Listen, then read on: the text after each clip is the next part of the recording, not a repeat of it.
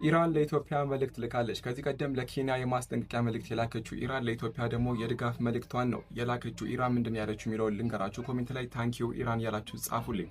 ኢራን እንግዲህ ኢትዮጵያ የባህር በር የማግኘት መብቷ ይጠበቀ ወይም ደግሞ የሚደገፍ መሆኑን ገልጻ ኢትዮጵያ ይህን ነገር ለማስፈጸም እየሄደችበት ያለችው ሰላማዊ አካሄድ እጅግ በጣም የሚደነቅ መሆኑን ገልጻለች። ኢትዮጵያ ካላት የህዝብ ብዛትና ከኢኮኖሚ አንጻር የባህር በር ማግኘቷ ተገቢነቱ ነው ኢራን የገለጸችው። ይህ ነገር እጅግ በጣም ጥሩ የሚባል ንግግር ነው። እንግዲህ የኢራኑ ባለስልጣን አሊ ነው ይህን ነገር እየተናገሩት። እንግዲህ ኢራንዬ ሆርሙዝ ሰርጥ ላይ ለማለፍ እየጠበቁ ያሉ ወደ 3 ነው ወደ 2 የሚጠጉ የኢትዮጵያ ነዳጅ የጫኑ መርከቦች አሉ። እኛ እዚህ ጋር እንግዲህ በእግራችን እየሄድን ነው። እነሱን ብትለቂልን ደግሞ ሞር እናመሰግንሽ ነበረ። ለአንቺ ያለን ድጋፍ ደግሞ ይበልጥ አጠናክረን እንቀጥላለን ማለት ነው። እና ኢራን እየባክሽን እነዛ ሆርሙዝ ሰርጥ ላይ እየጠበቁ ያሉትን ነገሮች ቂም ሳትይዥ ብታሳልፊልን በጣም ናይስ ነው ብዬ አስባለሁኝ።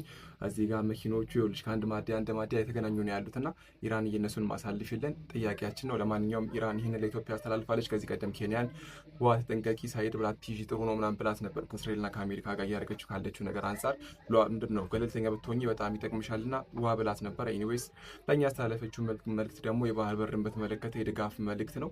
ሌላ እርሳችሁ ቪዲዮን በደንብ ላይክ፣ ሼር፣ ፖስት አድርጉት። ሰላም አለይኩም። ይመቻችሁ።